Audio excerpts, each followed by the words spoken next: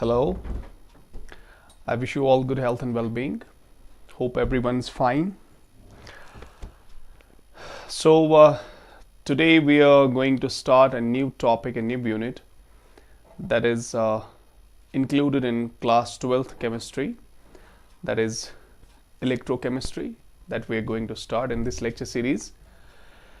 Actually बहुत सारे students ने इंसिस्ट किया कि मैं इलेक्ट्रोकेमिस्ट्री के कुछ लेक्चर्स जो है with regard to the basic electrochemistry, with regard to the concepts, basic concepts of electrochemistry, उनके बारे में कुछ lectures जो है वो अपलोड करूं. तो I'm feeling very happy for that.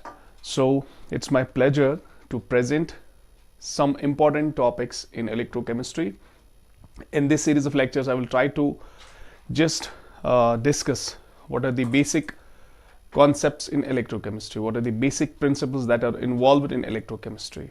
और electrochemistry जो है ये केमिस्ट्री का एक बहुत ही इंपॉर्टेंट ब्रांच है, बल्कि इलेक्ट्रोकेमिस्ट्री जो है ये एक अलग ही मैं कह सकता हूँ कि केमिस्ट्री में इट्स अ सब discipline I think electrochemistry itself. तो इस बारे में जितने भी इंपॉर्टेंट कॉन्सेप्ट्स हैं उनको हम डिस्कस करने की कोशिश करेंगे. So first of all let us try to understand what electrochemistry is and what actually do we study in this part of chemistry. Okay, so electrochemistry जो है हम इसको पहले डिफाइन करने की कोशिश करेंगे electrochemistry, और ये अंडरस्टैंड करेंगे कि electrochemistry में डिस्कस क्या किया जाता है. what do we discuss in electrochemistry. तो अगर डिफाइन किया जाए इलेक्ट्रोकेमिस्ट्री क्या है तो we simply say that electrochemistry जो है electrochemistry we say branch of chemistry that studies the relationship between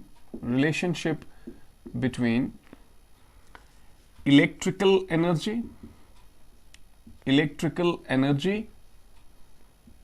and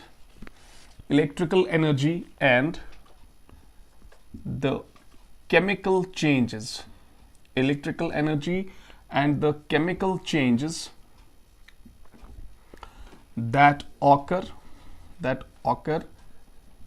by electrical energy.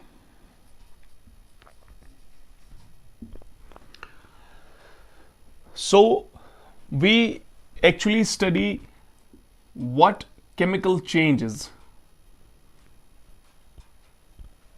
are brought about by electrical energy.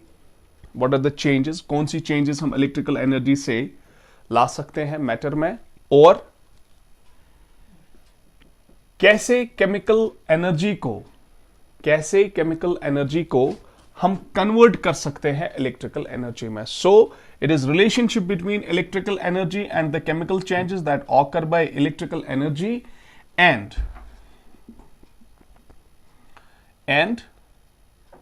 how electrical energy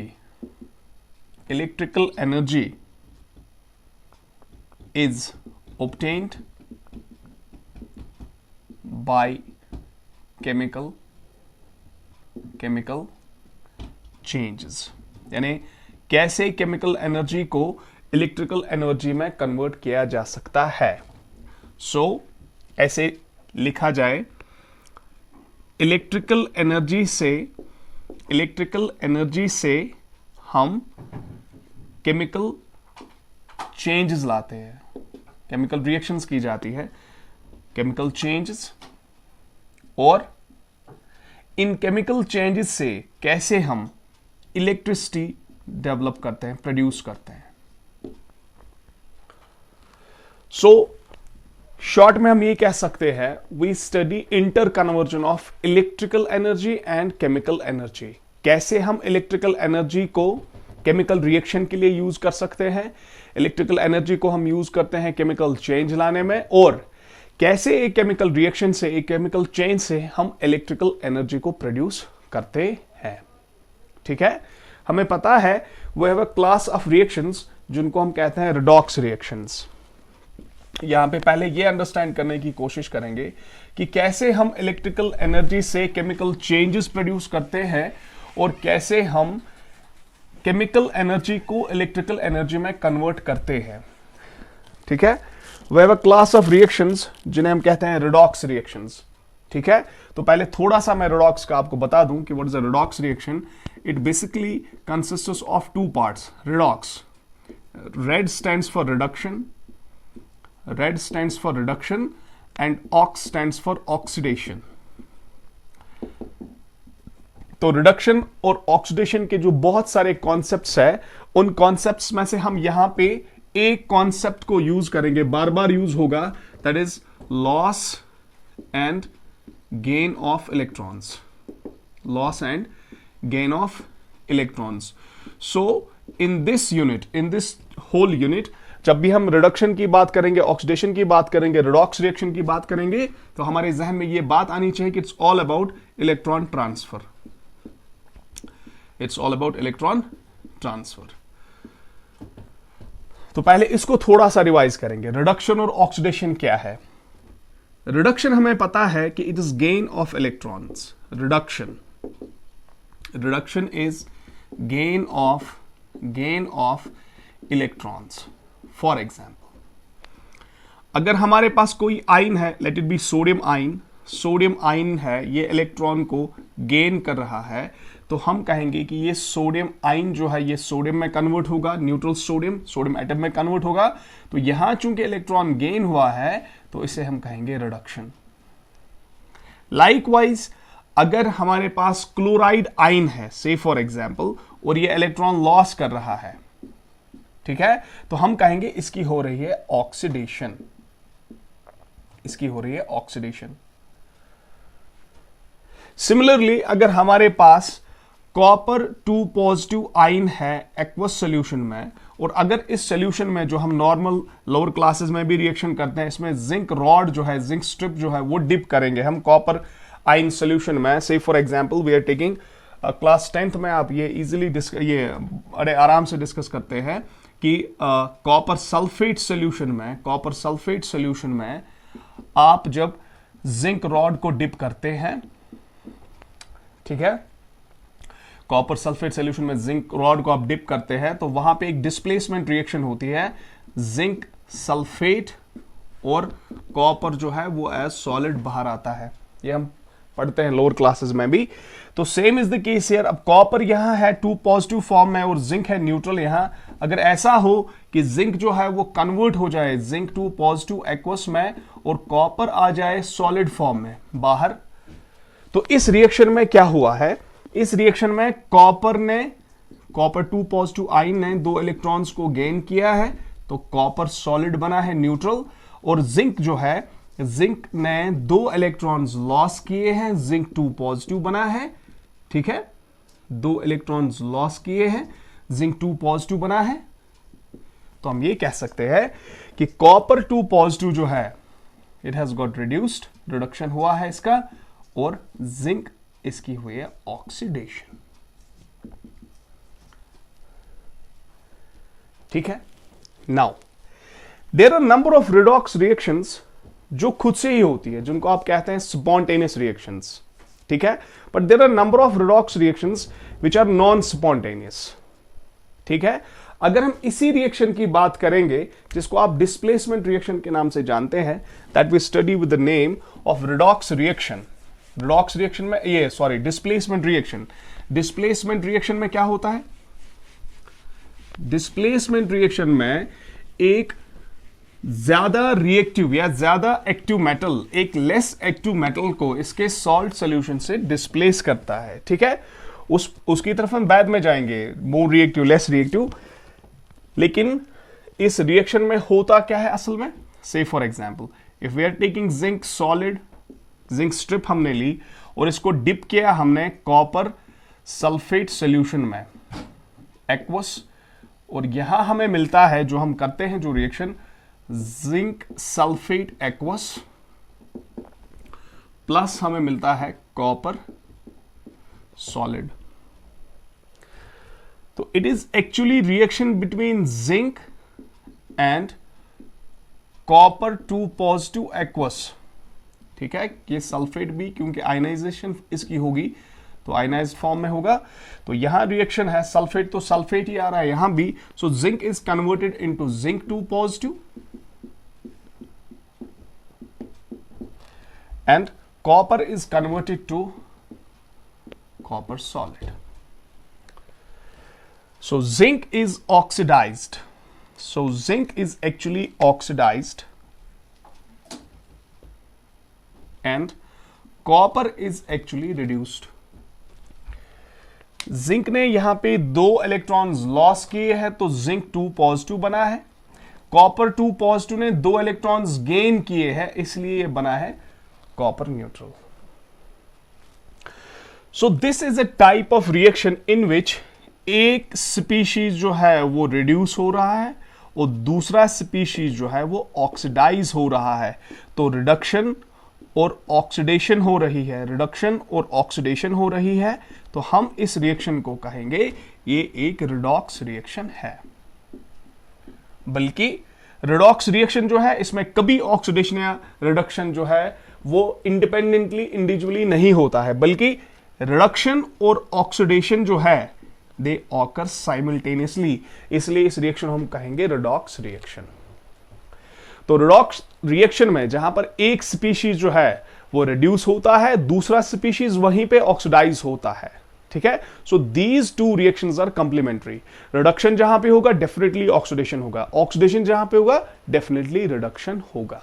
now ये redox reaction जो है जहां पर एक species हमारा oxidise हुआ है, इसकी ऑक्सीडेशन हुई है, और दूसरा स्पीशीज जो है वो रिड्यूस हुआ है, इसकी रिडक्शन हुई है। ये रिएक्शन जो है ये एक स्पॉन्टेनियस रिएक्शन है, ये खुद से ही हुई है, आपको कुछ नहीं करना पड़ा। आपने सिर्फ क्या किया, आपने जिंक स्ट्रिप को कॉपर सल्फेट सॉल्यूशन में डाल दिया। लाइकवाइज जो आप लोअर क्लासेस में रिएक्शन करते हैं, से फॉर एग्जांपल आप आयरन नेल को कॉपर सल्फेट सॉल्यूशन में डिप करते हैं, आयरन नेल को कॉपर सल्फेट सॉल्यूशन में डिप करते हैं। जैसे हम लोअर क्लासेस में लेते हैं ये रिएक्शन, आयरन नेल को हमने लिया, फिर फ्लिंट पेपर से उसको थोड़ा सा रब किया, ठीक है, उसको थोड़ा सा हमने क्लीन किया, उसके बाद कॉपर सल्फेट सॉल्यूशन में डाल दिया, तो आयरन नेल पे थोड़ा सा ब्राउन कलर आ जाता है, तो that is basically the deposited copper. ठीक है, ये एक रिएक्शन जो आप करते हैं, इस रिएक्शन में आपको कुछ नहीं करना पड़ता है, आप इसको under normal conditions of temperature and pressure, room temperature पे, नॉर्मल प्रेशर पे आप इस रिएक्शन को कर रहे हैं, आप कुछ नहीं कर रहे हैं, जिंक स्ट्रिप को कॉपर सल्फेट सॉल्यूशन में डाल रहे, तो रिएक्शन खुद ही हो रही है। तो इस रिएक्शन को हम क्या कहते हैं, it's a spontaneous reaction, it's a spontaneous redox reaction. ठीक है, नाउ एक और रिडॉक्स रिएक्शन हम लेंगे जो स्पॉन्टेनियस नहीं है, जो नॉन स्पॉन्टेनियस है, वहां पर हम उस रिएक्शन को कैसे करा रहे हैं, कैसे करते हैं, वो देखेंगे।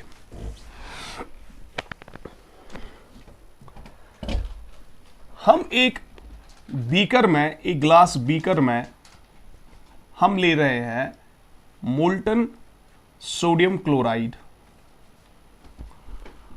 सोडियम क्लोराइड ले रहे हैं आप, लेकिन मोल्टन स्टेट में। जब इसको आप हीट करेंगे, मेल्टिंग पॉइंट सोडियम क्लोराइड का है ऑलमोस्ट 802 डिग्री सेल्सियस परहैप्स। ठीक है, तो NaCl जो है दे विल आयनाइज, आयनाइजेशन होगा, हमारे पास सोडियम पॉजिटिव और क्लोराइड नेगेटिव आएगा। ठीक है, तो ये इस बीकर में हम ले रहे हैं सोडियम पॉजिटिव और क्लोराइड नेगेटिव, यानी molten sodium chloride in the ionized form। अब इसमें हमारे पास होगा सोडियम पॉजिटिव आयंस और हमारे पास होंगे क्लोराइड नेगेटिव आयंस।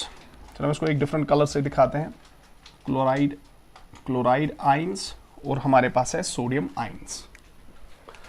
अगर इस बीकर के साथ आप कुछ नहीं करेंगे, इनको ऐसे ही आयनाइज्ड फॉर्म में रखेंगे, दे विल नॉट देमसेल्व्स, यानी आयंस जो यहां पे है, सोडियम खुद से रिड्यूस नहीं होगा, क्लोराइड खुद से ऑक्सीडाइज नहीं होगा, they will not be turned in the neutral species.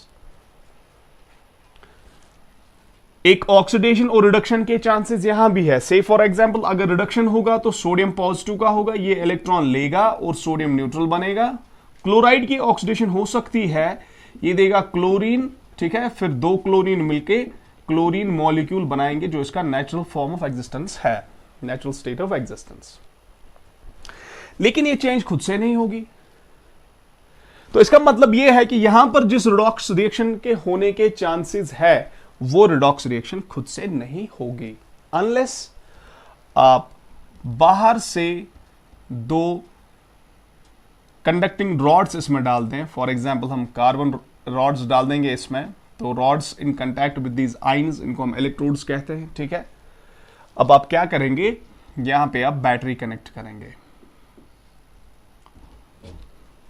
Now the battery is the source of energy, electrical energy. What will happen, जो ही आप इसको कनेक्ट करेंगे, यहां से क्या होगा, सोडियम जो है पॉजिटिव है, तो ये जाएगा उस टर्मिनल की तरफ, उस इलेक्ट्रोड की तरफ जो negative terminal of the battery के साथ कनेक्ट किया गया है।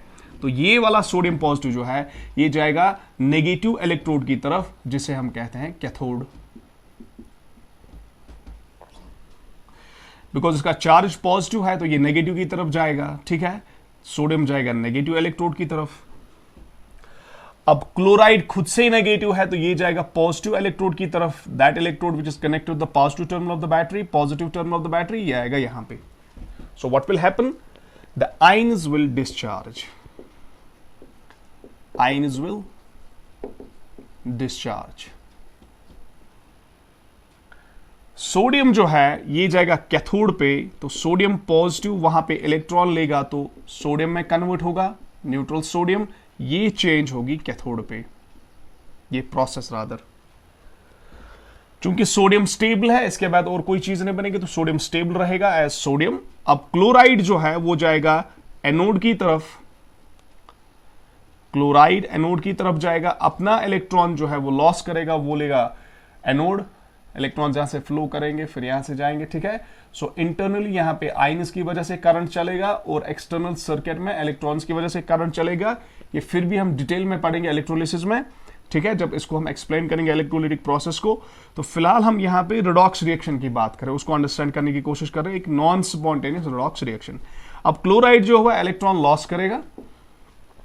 अब क्लोरीन चूंकि स्टेबल नहीं है एटॉमिक फॉर्म में, तो दो दो क्लोरीन मिलके क्लोरीन गैस यहां पे बनाएंगे। नाउ लुक हियर, यहां पे सोडियम ने इलेक्ट्रॉन लिया तो इसकी क्या हुई है, सोडियम आयन इलेक्ट्रॉन गेन कर रहा है तो रिडक्शन, तो कैथोड पे रिडक्शन हो रहा है, और एनोड पे इलेक्ट्रॉन लॉस हो रहे हैं तो क्लोराइड का ऑक्सीडेशन हो रहा है। बात समझने की ये है यहां पे कि ये जो रिडॉक्स रिएक्शन है इसका स्कोप है, चांसेस है, लेकिन ये रिडॉक्स रिएक्शन खुद से नहीं हो रही है। जैसे हमने अभी इससे पहले एक रिडॉक्स रिएक्शन देखी, उस रिडॉक्स रिएक्शन में हम क्या कर रहे हैं, हम सिंपली जिंक रॉड को कॉपर सल्फेट सॉल्यूशन में डिप कर रहे हैं, रिएक्शन खुद से हो रही है।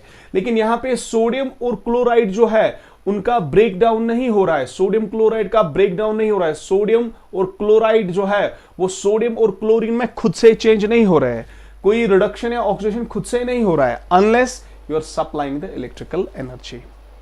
तो ये भी एक रिडॉक्स रिएक्शन है, ये भी एक रिडॉक्स रिएक्शन है जो हमने कराई, लेकिन किसकी हेल्प से, बैटरी की हेल्प से। Battery is source of electrical energy, तो ये रिएक्शन हुई है redox reaction with the help of electrical energy. तो इस इलेक्ट्रिकल एनर्जी की वजह से हमने यहां क्या किया है, हमने एक केमिकल कंपाउंड को, सोडियम क्लोराइड को ब्रेक किया, इसको डिकम्पोज किया हमने इसके कॉन्स्टिट्यूएंट एटम्स में, इसके कॉन्स्टिट्यूएंट जिनसे ये बना है उन कॉन्स्टिट्यूएंट्स में इसको वापस हमने कन्वर्ट किया एलिमेंटल फॉर्म में, सोडियम और क्लोरीन में, ठीक है। तो इस प्रोसेस में जो रिडॉक्स रिएक्शन हुई है वो असल में हुई है, it's breakdown, it is decomposition, it is decomposition of NaCl, it's decomposition of NaCl।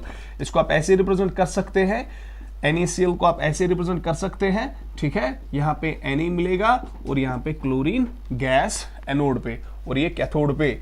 अब इस प्रोसेस को, जिस प्रोसेस में हमने क्या किया, हमने एक केमिकल सब्सटेंस को ब्रेक किया, डिकम्पोज किया with the help of electricity. इस प्रोसेस को हम देते हैं इलेक्ट्रोलिसिस। वो लिसिस, वो ब्रेकडाउन जो हमने किसकी हेल्प से किया, इलेक्ट्रिसिटी की हेल्प से। ठीक है। So this process is electrolysis. Lysis breakdown of any chemical substance, chemical compound by using electricity, electrical energy, it's called electrolysis. But इस बीकर में हुआ क्या है, असल में एक रिडॉक्स रिएक्शन हुई है। ये रिडॉक्स रिएक्शन क्या थी? ये रिडॉक्स रिएक्शन थी नॉन स्पॉन्टेनियस। नॉन स्पॉन्टेनियस, ये खुद से नहीं हुई, इसको हमने कराया लेकिन इलेक्ट्रिकल एनर्जी की मदद से, इलेक्ट्रिकल एनर्जी की हेल्प से। तो हम ये कह सकते हैं कि एक नॉन स्पॉन्टेनियस केमिकल रिएक्शन को आप कर सकते हैं, आप पॉसिबल बना सकते हैं with the help of electrical energy. So we are using electrical energy for a chemical change. We are using electrical energy for chemical change. तो डेफिनेशन में जो हमने बात कही थी कि इलेक्ट्रोकेमिस्ट्री में हम डिस्कस क्या करते हैं, relationship between electrical energy and the chemical change, and how chemical changes are used to produce electrical energy. So chemical changes, they are accompanied by energy. So chemical energy is converted into electrical energy. अब यहां पे हमने ये देखा कि एक non spontaneous reaction हम करा रहे हैं इलेक्ट्रिसिटी की हेल्प से। तो नॉन स्पॉन्टेनियस रिएक्शन को हमने इलेक्ट्रिसिटी की मदद से किया, तो हम यहां पे ये देख सकते हैं कि electrical energy is used for a chemical change. So we have just decomposed NaCl into Na and chlorine, sodium and chlorine. So this is a chemical change. अब हम केमिकल चेंज को कैसे, यानी जब केमिकल चेंज हो, chemical reaction हो, तो electricity में उसको कैसे कन्वर्ट कर सकते हैं, how electrical energy can be produced from a chemical change, or how a chemical reaction produces electrical energy. जो इससे पहले हमने रिएक्शन की spontaneous reaction, spontaneous redox reaction हमने की, उस स्पॉन्टेनियस रिडॉक्स रिएक्शन को अगर दो अलग अलग बीकर्स में कराया जाए, यानी रिडक्शन और ऑक्सीडेशन दो अलग बीकर्स में कराई जाए, तो वहां पे जो एनर्जी प्रोड्यूस होती है, chemical energy, that can be converted into electrical energy, और उस सेटअप को हम कहते हैं इलेक्ट्रोकेमिकल सेल। उस सेटअप को हम कहते हैं इलेक्ट्रोकेमिकल सेल।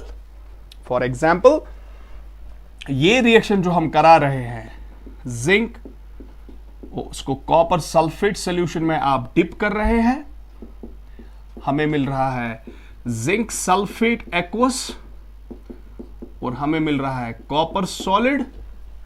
तो इसमें रिडक्शन और ऑक्सीडेशन जो है वो एक ही कंटेनर में हो रही है, वहीं पे हो रही है।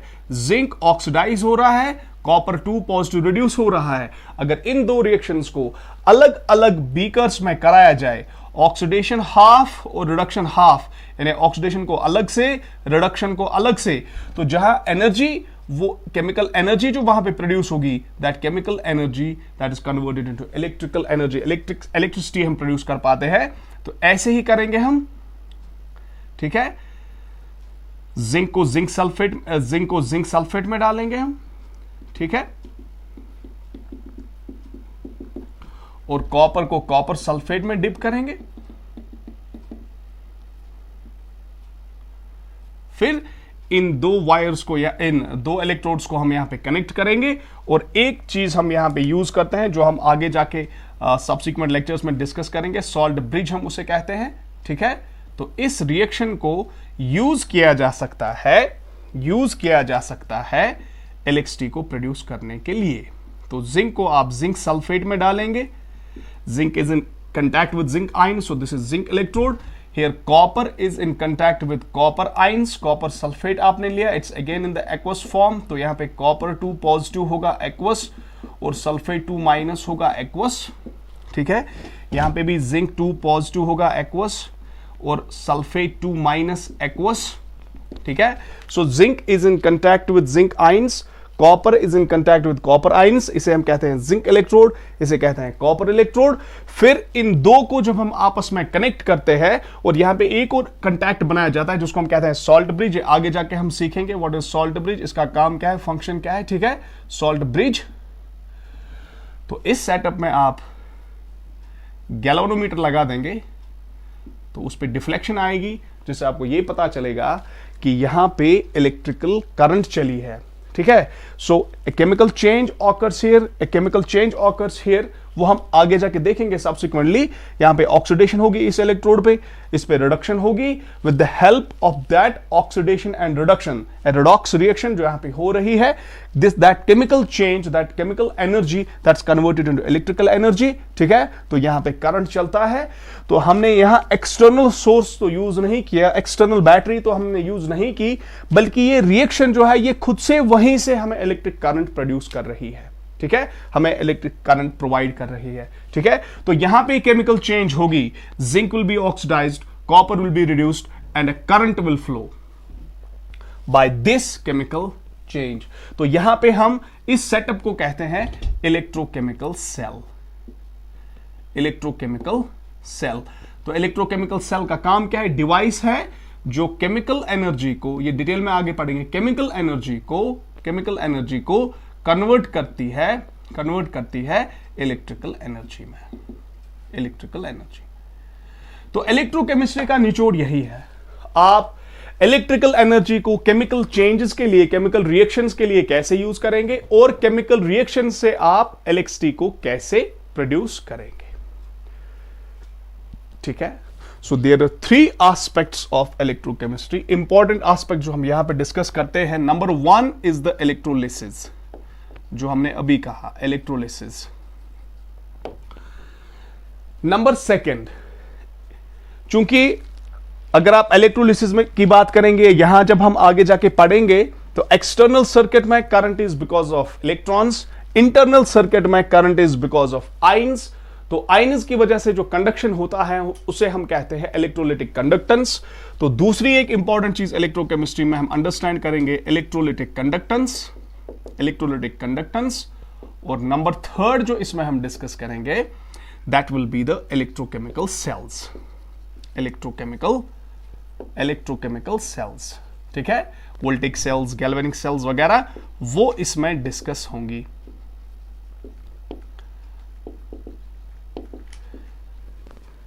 So these 3 things we'll be discussing in this unit, that's electrochemistry. Number 1 is the electrolysis. हम understand करेंगे electrolysis क्या है, electrolysis के products क्या है, यानी कैथोड पे, एनोड पे क्या हमें मिलता है जब electrolysis की जाती है, जब electrolytic decomposition किया जाता है किसी substance का, जब इलेक्ट्रिसिटी को यूज किया जाता है केमिकल चेंज लाने में, ठीक है।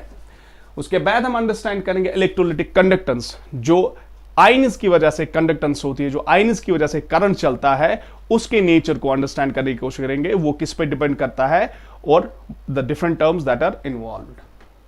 Then will try to understand what are electrochemical cells, ठीक है। नाउ हम इलेक्ट्रोकेमिस्ट्री को डिस्कस क्यों करते हैं, what is the importance of electrochemistry, ठीक है। इलेक्ट्रोकेमिस्ट्री की इंपॉर्टेंस क्या है? इसकी इंपॉर्टेंस बहुत ज्यादा है और आजकल की वर्ल्ड में तो मतलब हमने इससे पहले कभी सोचा नहीं होगा कि इसकी इतनी इंपॉर्टेंस हो सकती है, ठीक है। आप देखेंगे जो हमारे पास मोबाइल फोन्स है, हमारे ट्रांजिस्टर्स है, हमारे लैपटॉप्स काम करते हैं, ठीक है, एलसीडीज वगैरह, ये सारी जो अप्लायंसेस है, they all work on electrochemistry, ठीक है। जो उनमें बैटरीज होती है, सेकेंडरी स्टोरेज डिवाइसेस, जो आगे हम अभी पढ़ेंगे, तो वो सारी चीजें जो है that are being developed by using the concepts of electrochemistry. इसी तरह से हमारे घरों में जो इन्वर्टर्स वगैरह चलते हैं, जिनमें आप एसिड की बैटरीज, लेड ये जो एक्यूमुलेटर हम जिसे कहते हैं, वो यूज करते हैं, ठीक है। That's again the electrochemistry part, ठीक है। नर्व सिग्नलिंग जो हमारी बॉडी में होती है, ठीक है, जो ब्रेन से सिग्नल्स ट्रांसमिट होते हैं बॉडी में, ठीक है, throughout our body, that again involves the electrochemistry, ठीक है। So it is definitely a very interesting part of chemistry that we will discuss, ठीक है। तो सब्सिक्वेंट लेक्चर्स में इंशाल्लाह हम डिस्कस करेंगे electrolysis, then after that will take the different topics, और इनमें जो चीजें इन्वॉल्व है, डिफरेंट सब टॉपिक्स है, डिफरेंट टर्म्स है, वो हम डिस्कस करेंगे, ठीक है। So thank you and stay blessed.